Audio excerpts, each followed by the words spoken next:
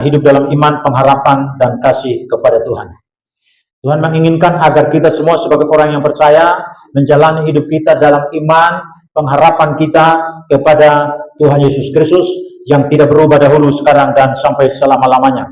Firman Tuhan dalam Mazmur 25 ayat 1 sampai 22, dari Daud, kepadamu ya Tuhan kuangkat jiwaku, Allahku kepadamu aku percaya. Janganlah kiranya aku mendapat malu, janganlah musuh-musuhku beria-ria atas aku. Ya, semua orang yang menantikan engkau tak akan mendapat malu. Yang mendapat malu ialah mereka yang berbuat khianat dengan tidak ada alasannya.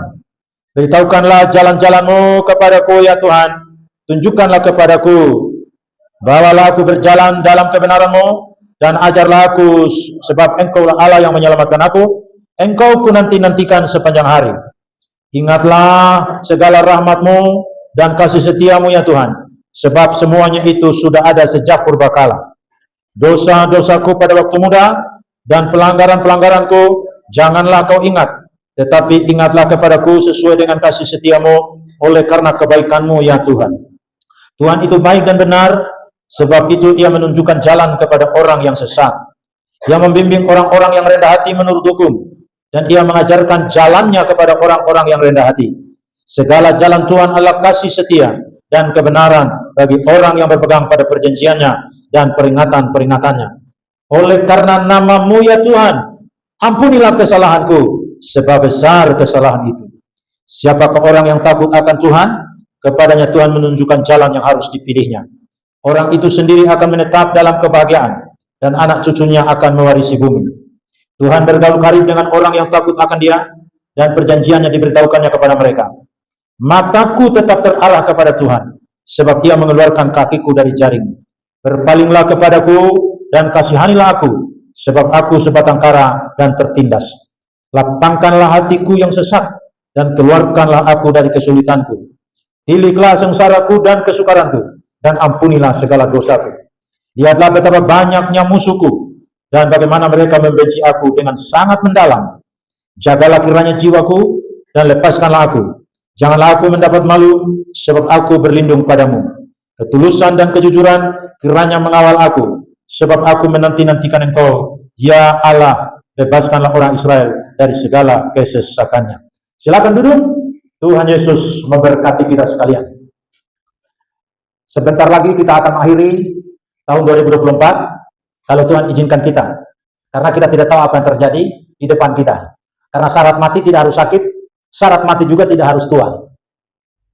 Siapapun, apapun jabatan yang dimiliki oleh seseorang, bisa saja orang itu mengakhiri kehidupannya sebelum memasuki tahun 2025. Itulah sebabnya sebagai orang yang percaya kepada Tuhan, baik kita yang ada dalam ruangan ini, saudara-saudara yang mengikuti secara online di Facebook, mari kita menjalani kehidupan kita sebagai orang yang percaya dengan hidup dalam iman, pengharapan, dan kasih kepada Tuhan kita Yesus Kristus. Dalam Mazmur 25 ini ada banyak hal yang Tuhan ajarkan kepada kita, bagaimana kita hidup dalam iman, pengharapan, dan kasih kepada Tuhan. Bapak Ibu saudara yang kasih dalam Tuhan, pertanyaan yang menjadi perenungan bagi kita sekalian, apa yang menjadi landasan iman, pengharapan, dan kasih kita di tengah-tengah kita mengalami berbagai pergumulan hidup di dunia ini? Bagaimana kita memberikan respon terhadap kegagalan-kegagalan yang kita alami, terhadap dosa, terhadap kesalahan yang kita perbuat? Mazmur 25 ini mengajarkan kepada kita betapa pentingnya suatu penyerahan hidup kepada Tuhan. Suatu pertobatan yang sungguh-sungguh yang kita lakukan kepada Tuhan dalam segala situasi. Dalam Mazmur 25 ini juga mencerminkan bagaimana Daud berdoa dengan penuh iman, dengan penuh pengharapan dan kasih kepada Tuhan dalam berbagai situasi dan tantangan kehidupan yang dialami olehnya sebagai seorang hamba Tuhan. Saudara-saudara, kita akan memperhatikan beberapa hal yang dinyatakan dalam firman Tuhan. Yang pertama, pernyataan iman kepada Tuhan yang dinyatakan dalam ayat 1 sampai dengan ayat yang ketiga. Sebagai orang yang percaya, sebagai pengikut Yesus Kristus, bagaimana kita mengembangkan iman yang kokoh? iman yang teguh, pengharapan yang kokoh, kasih kita yang tidak berubah dalam berbagai tekanan-tekanan hidup yang kita alami, dalam berbagai pergumulan hidup yang kita alami di dunia ini. Saudara-saudara, kita harus membuat suatu pernyataan iman dengan menyerahkan diri kita sepenuhnya kepada Tuhan. Sebagaimana pemazmur Daud di dalam ayat 1 ini, dia mengangkat jiwanya kepada Tuhan dan dia lakukan ini sebagai tanda ketergantungan dia secara total kepada Tuhan Sang Pencipta. Hal seperti ini juga lah yang kita lakukan di tengah tantangan-tantangan kehidupan yang kita alami di dunia ini. Saudara kita mikot yang membeli tanah, tapi mengalami suatu masalah. Di dalam tantangan seperti itu, dia datang kepada saya untuk berbagi masalahnya. Saudara-saudara yang kasih dalam Tuhan, sesuatu yang tidak pernah diharapkan, tapi itu terjadi. Apa yang harus dilakukan dalam kondisi seperti ini? Kita harus membuat satu pernyataan iman kepada Tuhan, yang ditandai dengan menyerahkan diri kita kepada Tuhan. Daud, walaupun seorang yang hidup berkenan kepada Tuhan, dia juga tidak terlepas dari masalah, dari pergumulan, dari tantangan kehidupan ini. Karena itu, sebagai seorang yang beriman, dia menyatakan suatu pernyataan iman dengan menyerahkan hidupnya, menyerahkan dirinya sepenuhnya kepada Tuhan. Dia mengangkat jiwanya kepada Tuhan sebagai tanda ketergantungannya kepada Tuhan secara total. Saudara-saudara yang kasih dalam Tuhan, kepercayaan yang sejati yang kita nyatakan kepada Tuhan bukan hanya sekedar suatu pengakuan mulut, bukan sekedar suatu pengakuan secara lisan, tetapi itu harus dibuktikan dengan suatu penyerahan hidup yang total, penyerahan diri yang sepenuhnya kepada Tuhan sebagai Sang Pencipta Tuhan dan Penguasa Tunggal dalam kehidupan kita sekalian. Bapak Ibu Saudara yang kasih dalam Tuhan, pernyataan iman kepada Tuhan itu menandakan kita mengimani bahwa Tuhan tidak akan mempermalukan umatnya. Dalam ayat yang ketiga, sangat jelas firman Tuhan mengatakan bahwa Tuhan setia pada orang yang berharap kepada Tuhan dan tidak akan dipermalukan orang-orang yang berharap, yang mengandalkan Tuhan, yang beriman kepada Tuhan. Karena itu, walaupun kita menghadapi tantangan dalam kehidupan ini, mari kita menyatakan suatu pernyataan iman yang menandakan bahwa kita ini adalah orang-orang yang beriman dan kita percaya orang yang beriman kepada Tuhan, yang berharap kepada Tuhan, yang mengasihi Tuhan. Tuhan tidak akan pernah mempermalukan. Amin. Bapak Ibu Saudara yang kasih Tuhan. Hal yang kedua, jelaskan dalam ayat 4 dan 5. Permohonan untuk tuntunan dan pengajaran Tuhan. Saudara-saudara yang kasih Tuhan, mari kita semua sebagai orang yang percaya kepada Tuhan, di tengah-tengah tantangan dan pergumulan hidup ini, kita memohon kepada Tuhan, supaya Tuhan menuntun kita dan mengajar kita bagaimana kita menjalankan kehendak Tuhan dalam kehidupan ini. Semua kita ini punya pergumulan, saudara-saudara. Orang tua punya pergumulan, anak muda punya pergumulan. Tadinya pacaran dengan seseorang, tiba-tiba karena tidak menjaga pergaulan, lalu hamil sebelum menikah. Hal-hal seperti ini bisa terjadi. Tadinya sudah berencana untuk menikah, tiba-tiba putus, akhirnya stres, akhirnya sakit hati. Ini semua pergumulan yang dapat dialami oleh siapapun, termasuk oleh anak-anak muda. Ada pergumulan di sekolah, berkaitan dengan pelajaran tertentu mungkin, yang ketika ujian hanya dapat D, hanya dapat 5. Ini pergumulan, saudara-saudara. Di tengah-tengah pergumulan yang kita alami dalam kehidupan kita seperti itu, apa yang kita harus lakukan? Saudara-saudara, Tuhan menunjukkan kepada kita dalam firman-Nya bagaimana pemazmur Daud dalam pergumulan hidup yang dialami, dalam tantangan-tantangan pelayanan yang dialami sebagai seorang hamba Tuhan. Dia telah menyatakan suatu permohonan kepada Tuhan agar Tuhan memberikan tuntunan kepada dia dan mengajarkan kepada dia jalan-jalan Tuhan. Saudara-saudara, Daud menyatakan permohonan kepada Tuhan supaya Tuhan menuntun dia di jalan Tuhan. Ini sebenarnya merupakan suatu pernyataan kerinduan Daud untuk memahami jalan Tuhan, jalan yang penuh dengan kasih dan kebenaran. Dan hal seperti ini juga yang perlu kita lakukan dalam hidup kita. Kita memohon kepada Tuhan agar Dia memberikan kepada kita tuntunan, kita memahami jalan Tuhan, jalan yang penuh kasih, jalan yang penuh dengan kebenaran itu, dan kita mempraktikkan kasih dan kebenaran dalam kehidupan kita, dalam perjalanan kita mengiring Yesus Kristus Tuhan kita. Saudara-saudara, permohonan Daud untuk Tuhan, tuntun untuk Tuhan mengajarkan, menandakan bahwa Daud ini adalah seorang yang memiliki ketergantungan pada Tuhan dan firman-Nya. Alkitab berkata, firman Tuhan itu pelita bagi kaki kita dan terang bagi jalan kita. Firman Tuhan, Tuhan gambarkan di sini sebagai terang, sebagai pelita. Bayangkan kalau di tengah malam, di mana tidak ada lampu, gelap gulita, kita tidak bisa membedakan warna apa, karena semuanya serba gelap. Di tengah kegelapan seperti ini, Kita perlu terang, kita perlu pelita. Dan firman Tuhan mengatakan, firman inilah terang dan pelita bagi kita. Itu sebabnya kita perlu berharap kepada Tuhan, meminta tuntunan yang Tuhan nyatakan kepada kita melalui firman-Nya, mengajarkan kepada kita jalan-jalan Tuhan, yang menyatakan ketergantungan kita kepada Tuhan dan firman-Nya setiap hari. Itulah sebabnya kita perlu membangun disiplin diri. Bagaimana kita mencari kehendak Tuhan melalui doa dan firman Tuhan.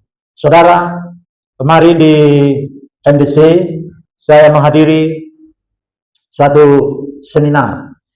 Seorang hamba Tuhan dari Malaysia, dia menceritakan ketika orang dari Cina datang ke Malaysia, lalu melihat ibadah yang berlangsung di Malaysia, kurang lebih hanya 2 jam. Jadi orang dari Cina menggeleng-gelengkan kepala. Kenapa 2 jam? Terus hamba Tuhan ini tanya, kenapa kamu geleng-geleng kepala? Karena kami melakukan ibadah 2 jam. Karena di tempat kami paling sedikit menjalankan pujian penyembahan, pengajaran firman selama 7 jam minimal. Kalau itu Bapak Ibu Saudara, di Cina sesuatu yang biasa kalau orang buta itu melihat, lumpuh itu berjalan. Segala macam mujizat terjadi dalam pelayanan yang terjadi di gereja-gereja bawah tanah yang ada di Cina. Kenapa? Karena mereka menyatakan kesukaan mereka terhadap Tuhan dan firman-Nya berjam-jam. Pujian penyembahan dinaikkan, doa dinaikkan dengan sungguh-sungguh. Mereka hadir 15 menit, 30 menit sebelum ibadah dimulai.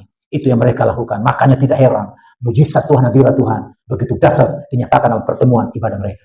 Coba saudara perhatikan yang terjadi di gereja kita. Hampir sepanjang tahun kita mengikuti ini, orang datang dalam doa puasa tiap hari Sabtu. Lebih-lebih lagi kita lihat sekarang ini, anak muda punya kebaktian. Apakah ini terjadi karena ketua pemudanya tidak punya rasa tanggung jawab sama sekali? Atau bagaimana? Kita tidak mencari salah siapa di sini, tapi inilah kondisi kita. Tidak ada gairah, tidak ada kesungguhan. Pemazmur Daud ini dia memiliki disiplin yang luar biasa. Setiap hari dia menyatakan suatu disiplin bagaimana membangun suatu disiplin untuk mencari kehendak Tuhan melalui doa, melalui firman. Karena dia merindukan bagaimana dia memahami jalan Tuhan yang dinyatakan oleh Tuhan melalui firman-Nya. Bagaimana dia menunjukkan harapannya kepada Tuhan yang dinyatakan melalui pendalaman firman Tuhan. Setiap hari itu yang dia lakukan. Dan bukan sekedar dia lakukan ketika dalam pertemuan ibadah seperti yang berlangsung saat ini. Bapak Ibu Saudara yang kasih Tuhan. Kalau kita memiliki suatu gaya hidup, beriman, berharap, dan mengasihi Tuhan dengan sungguh-sungguh, saya percaya di tengah-tengah pergumulan yang kita alami, kita membutuhkan tuntunan dan pengajaran dari Tuhan. Sebagaimana halnya pemazmur Daud, dia butuhkan itu. Sehingga dia minta kepada Tuhan, supaya Tuhan menuntun dia di jalan. Supaya Tuhan menolong dia. Sehingga menjadi kesukaannya bagaimana dia membangun hubungan dengan Tuhan. Disiplin dirinya, bagaimana dia mencari kehendak Tuhan melalui doa, pujian, penyembahan, mazmur, dan firman Tuhan. Kemudian yang ketiga, permohonan pengampunan dosa. Itu dinyatakan dalam ayat 6 sampai 11. Walaupun Daud ini seorang yang memiliki kerinduan untuk terus-menerus berhubungan dengan Tuhan melalui pujian, penyembahan, mazmur, dan kita mengetahui sebagian besar kitab mazmur itu ditulis oleh Daud dari pengalaman hidupnya berjalan bersama dengan Tuhan. Hidupnya begitu ideal karena dia menjalani kehidupan dengan bermazmur, pujian, penyembahan kepada Tuhan. Tetapi bukan berarti Daud ini manusia sempurna. Ternyata dia manusia yang sama lemahnya ini. Dia pernah jatuh dalam dosa. Dia pernah merencanakan pembunuhan suami orang yang begitu setia kepada dia sebagai seorang tentara. Tapi demi mendapat istrinya, dia merencanakan pembunuhan. Dia merampas istri orang. Dia mengambil istri orang. Dia melakukan perzinahan dengan istri orang. Itulah Daud. Manusia yang sama dengan kita. Yang bisa jatuh dalam dosa. Karena pengalaman hidup, kegagalannya dalam dosa. Lalu dia ungkapkan itu melalui Mazmur 51. Kemudian di dalam Mazmur ini juga, dia memohon pengampunan Tuhan. Sepanjang 11 bulan terakhir ini, apakah kita tidak melakukan kesalahan dengan mulut kita ini, dengan pikiran kita ini, dengan perbuatan, dengan kelakuan kita. Saya yakin tidak ada satupun di antara kita yang tidak melakukan kesalahan. Semua kita, saudara, bisa melakukan kesalahan. Niat-niat yang jahat yang ada dalam diri kita, yang walaupun itu belum lahir dalam tindakan dan perkataan, tapi itu menunjukkan bahwa ada niat-niat di dalam diri kita yang menjerumuskan kita ke dalam dosa, yang menjerumuskan kita ke dalam kesalahan. Tetapi melalui kebenaran firman Tuhan, Tuhan menyatakan kepada kita bagaimana Daud yang juga memiliki kekurangan, keterbatasan manusia yang sama dengan kita. Dia menunjukkan permohonannya kepada Tuhan agar Tuhan mengampuni segala dosanya yang begitu mendalam, yang begitu besar. Apa artinya ini bagi kita? Artinya Daud ini adalah seorang yang mengandalkan kasih setia Tuhan. Itulah yang dinyatakan dalam ayat 6 dan 7. Dia menyatakan bahwa Tuhan itu mengingat kasih setianya yang kekal, bukan dosa-dosa kita.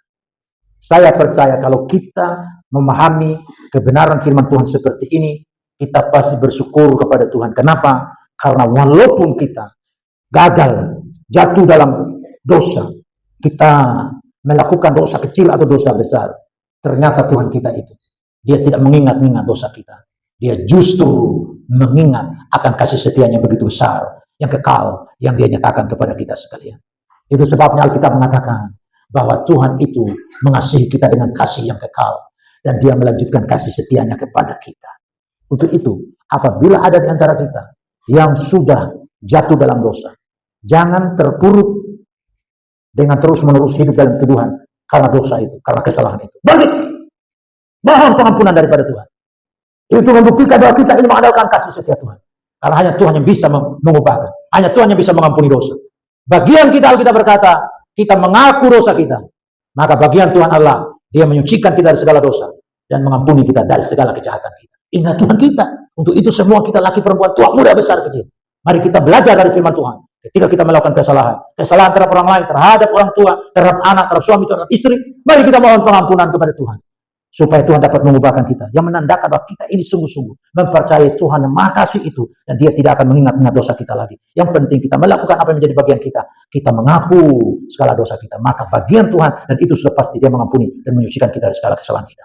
Saudara-saudara, kalau kita memohon pengampunan seperti halnya pemazmur Daud ini, itu menandakan bahwa kita ini orang yang merendahkan hati, serendah-rendahnya di hadapan Tuhan, dan mengakui segala dosa kita. Itulah yang dilakukan oleh Daud. Dalam ayat yang ke-11, Daud meminta kepada Tuhan agar Tuhan mengampuni dosa-dosanya yang besar. Saudara, seseorang bisa saja dia membenarkan dirinya di hadapan Tuhan, tetapi saya sampaikan kepada kita, mungkin orang tidak tahu apa yang kita lakukan, tetapi tidak demikian dengan Tuhan. Tuhan mengetahui dimanapun, apapun yang kita lakukan. Oleh karena itu, ketika kita datang kepada Tuhan, memohon pengampunan daripada Tuhan, jangan kita memiliki sikap yang munafik, seolah-olah kita ini orang yang paling benar dibanding dengan orang lain. Alkitab mengatakan, kita semua ini orang berdosa dan kehilangan kemuliaan Allah. Karena itu, ketika kita melakukan kesalahan, mari kita datang kepada Tuhan dengan merendahkan hati kita, mengakui dosa kita yang besar kepada Tuhan, dan minta pengampunan dari Tuhan. Karena dari Tuhanlah kita mendapatkan pengampunan. Saudara-saudara, hidup dalam pertobatan yang sejati dan mengandalkan pengampunan Tuhan yang penuh kasih, itulah yang harus kita minta, yang kita harus serapkan dalam kehidupan kita, supaya hidup kita menikmati berkat-berkat yang Tuhan sediakan dalam pengampunan, kasih karunia yang nyata yang kita alami dalam kehidupan kita tiap-tiap hari. Kemudian yang keempat, berkat bagi orang yang takut akan Tuhan. Ayat 12 sampai dengan 15 menyatakan mengenai berkat bagi orang yang takut akan Tuhan. Saudara-saudara, dalam firman Tuhan, Tuhan menyatakan suatu janji bagi orang yang takut akan Tuhan. Apa janji Tuhan? Dalam ayat yang ke-12 dikatakan, Tuhan memberi pengertian tentang kehendak Tuhan bagi orang yang takut akan Tuhan. Saudara-saudara, permulaan hikmat adalah takut akan Tuhan. Seseorang, dia bisa saja memiliki gelar akademik sebagai sarjana, S1, S2, S3, bahkan sudah sampai profesor, guru besar.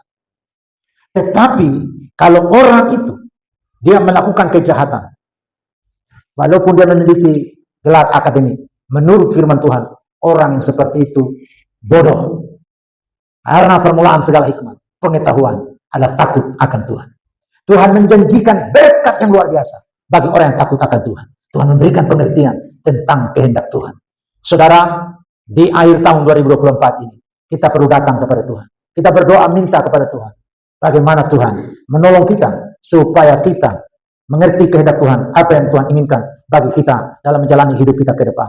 Dengan arahan dari Tuhan, dengan pimpinan dari Tuhan, yang memberikan kepada kita pengertian akan kehendak Tuhan. Saya percaya kita tidak akan menyimpang ke kanan. Kita tidak akan menyimpang ke kiri. Tapi kita akan berjalan maju. Sesuai dengan pimpinan Tuhan. Bagaimana kita hidup dengan pengertian tentang kehendak Tuhan. Yang Tuhan nyatakan kepada kita. Jalan-jalannya. Karena kita takut akan Dia. Saudara-saudara. Lebih lanjut Tuhan katakan. Orang yang takut akan Tuhan. Maka keturunan orang-orang seperti ini. Diberkati oleh Tuhan. Dengan damai sejahtera. Apakah kita semua sebagai orang tua yang hadir saat ini merindukan anak-anak yang lahir dari keluarga kita menjadi penjahat-penjahat? Saya percaya tidak ada orang tua yang merindukan anaknya menjadi penjahat-penjahat. Apakah kita sebagai orang tua merindukan anak-anak yang lahir dalam keluarga kita menjadi pelacur?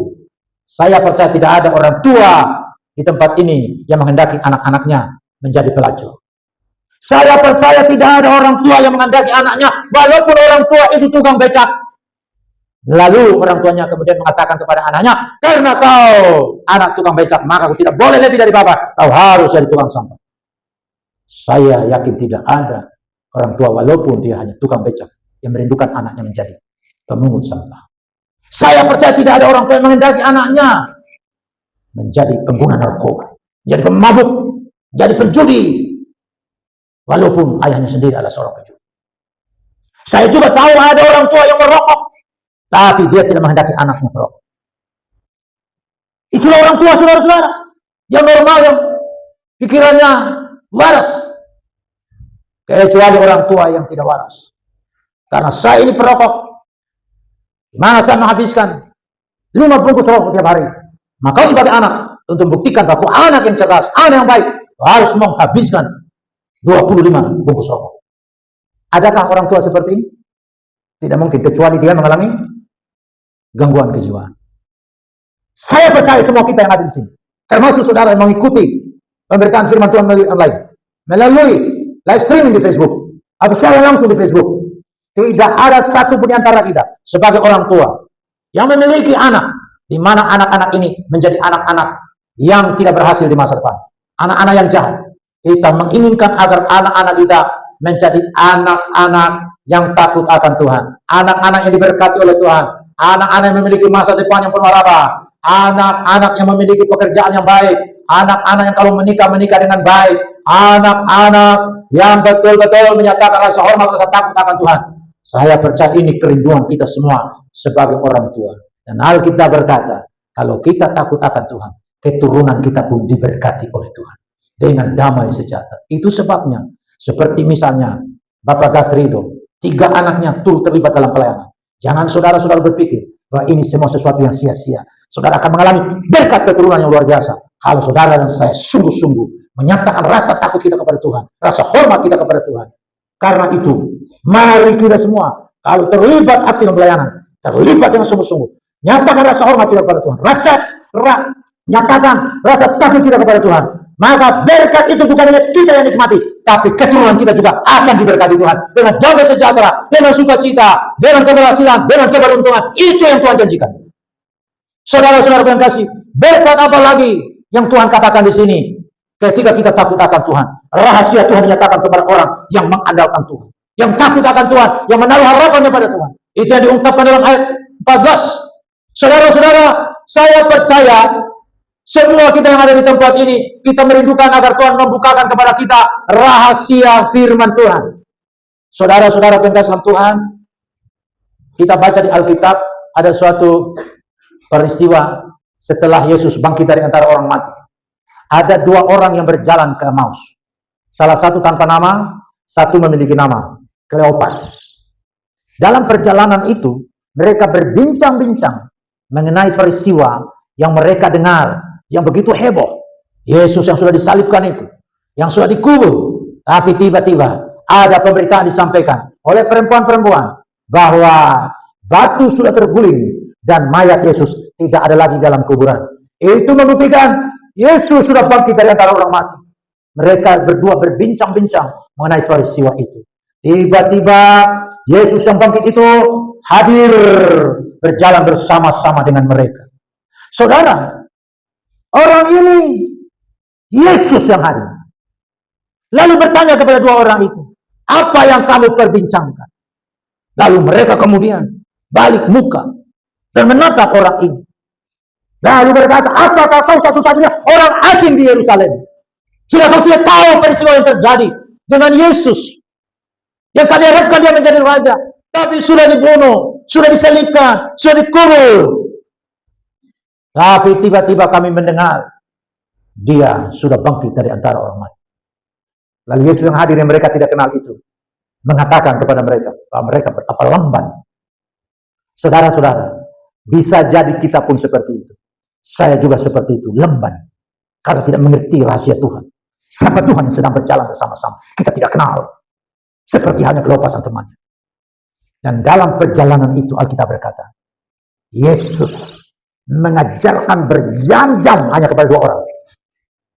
Bayangkan perjalanan dari Yerusalem ke Emmaus, itu sekitar 11 km. Perjalanannya jauh, saudara-saudara. Tapi Yesus memanfaatkan kesempatan itu untuk mengajarkan firman Tuhan kepada kedua orang ini. Dari kitab Taurat, kitab para nabi, dan kitab Mazmur. Semua diajarkan oleh Tuhan Yesus. Bagaimana mengenai kematian Mesias dan kebangkitan Mesias dari antara orang mati. Tapi mereka tidak kenal siapa orang yang mengajar mereka.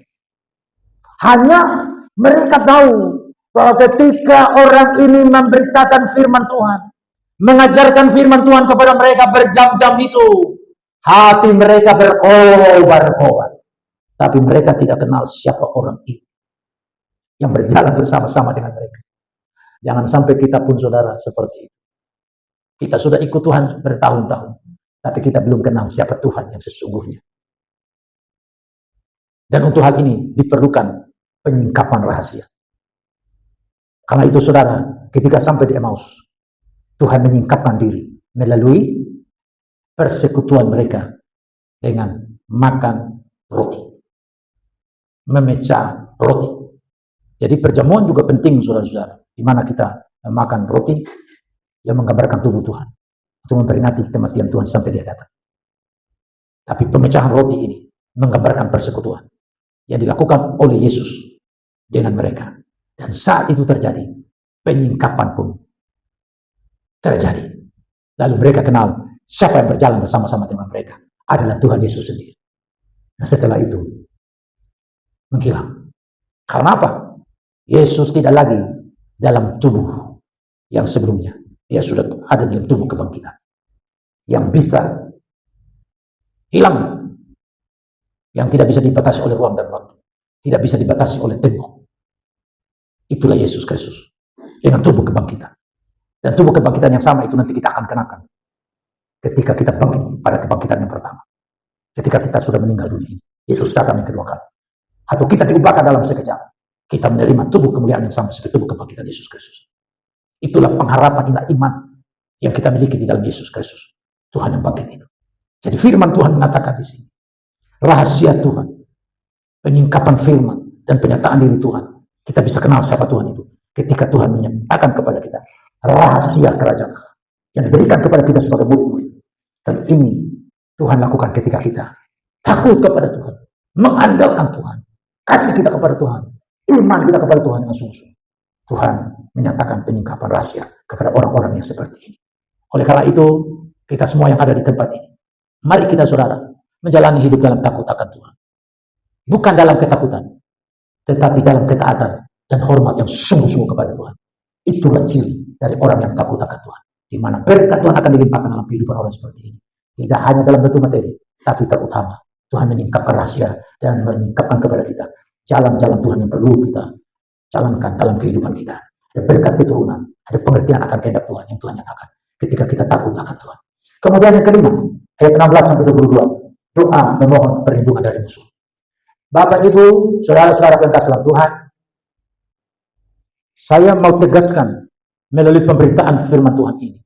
Bahwa tidak ada jaminan bagi kita yang percaya kepada Tuhan, yang hidup takut akan Tuhan, yang menaruh harapan kita pada Tuhan, bahwa orang-orang yang seperti ini tidak akan dimusuhi oleh orang-orang yang ada di sekitar, oleh tetangga, atau oleh teman di kantor, dan sebagainya. Walaupun kita hidup jujur, hidup tulus, hidup benar, bukan berarti tidak ada orang yang membenci kita. Ada orang-orang seperti ini yang bisa memusuhi kita, yang bisa membenci kita. Kita tidak tahu kita salah apa, sehingga orang seperti itu bisa membenci kita, bisa memusuhi kita. Dan saya sampaikan kepada kita, musuh yang tidak kelihatan, tapi Alkitab menggambarkan kepada kita, dia adalah seperti singa yang mengaum-ngaum, yang menelan siapa saja yang dia bisa telan. Itulah iblis, itulah setan, itulah roh jahat di udara. Makanya tidak heran kalau saudara mendengar ada pendeta seperti saya begini yang memberitakan firman Tuhan. Tiba-tiba saudara dengar orang yang bersangkutan sudah bercerai dengan istrinya. Jangan saudara heran ketika hal seperti itu terjadi. Jangan saudara heran seseorang yang begitu dipakai oleh Tuhan dengan luar biasa dalam pelayanan, penginjilan, KKR di mana-mana, lalu jatuh dalam dosa.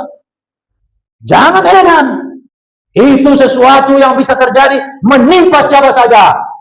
Mau dia raja yang teokrasi, mau dia imam, dia nabi, rasul, penginjil, gembala, pengajar, mau yang memiliki jabatan di pemerintahan atau tidak, mau rakyat biasa atau orang yang memiliki kedudukan tinggi.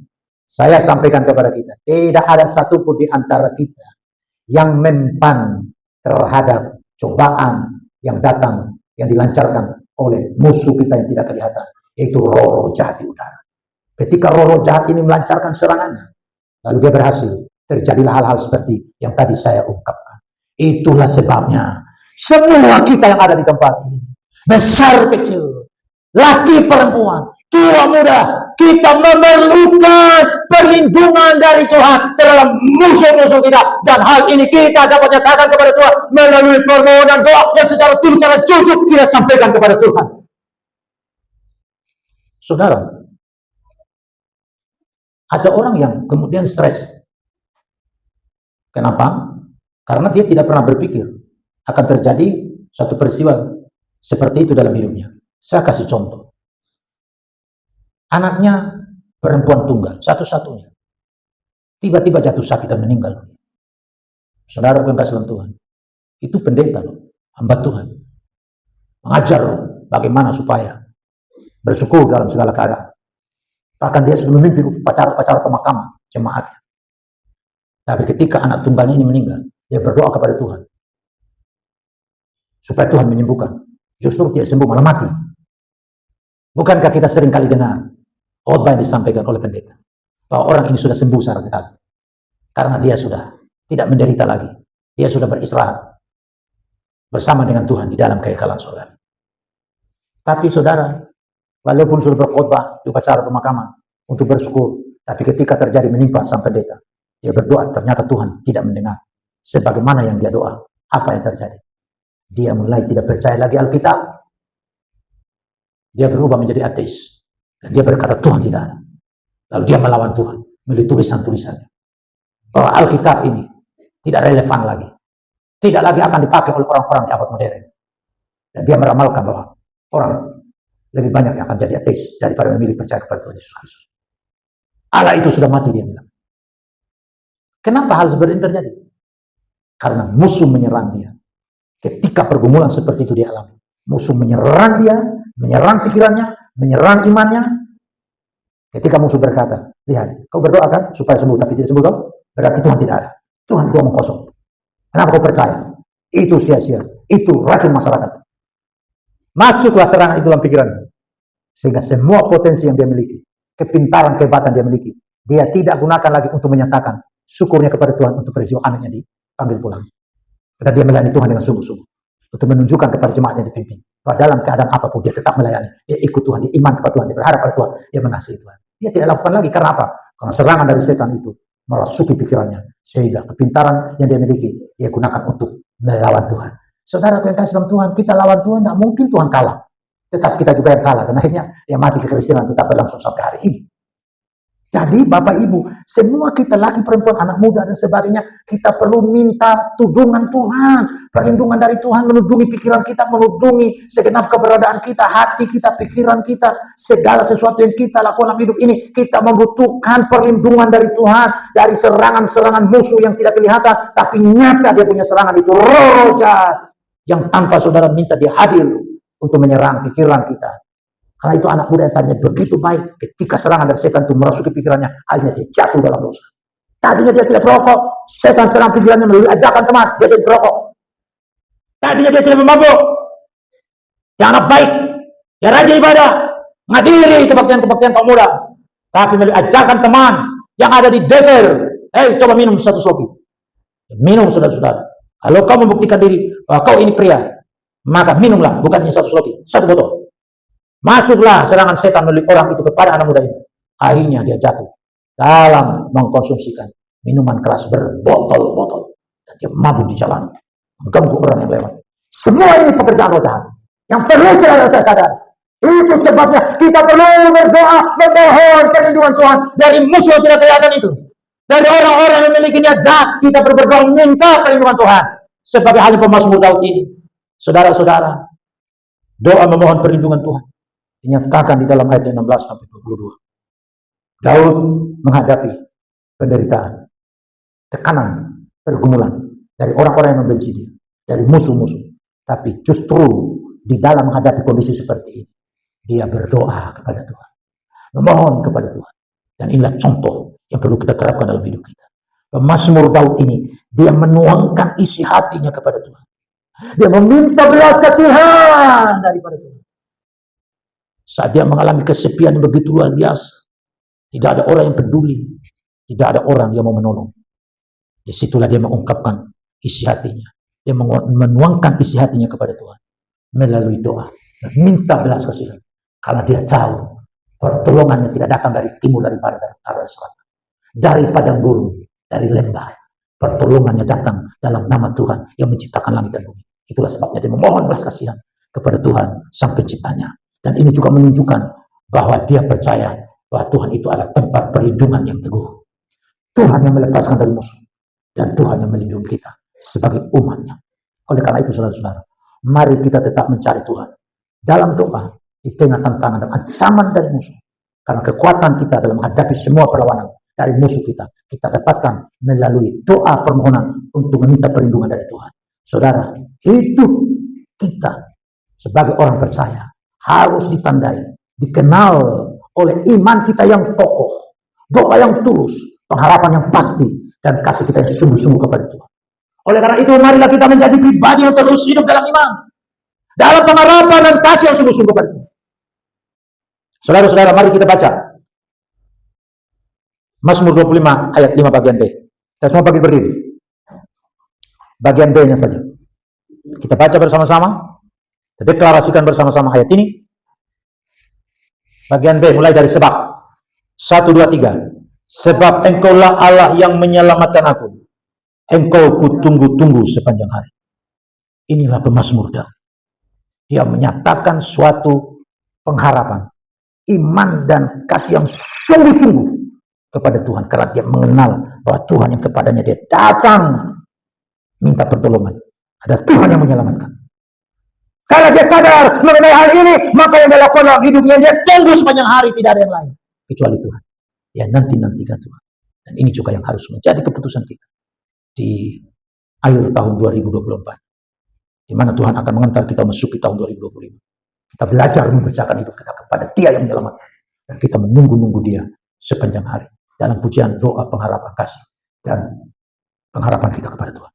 Kiranya Tuhan yang punya firman ini menolong kita untuk tetap hidup dalam iman, kasih dan pengharapan kepada Tuhan selama-lamanya. Amin.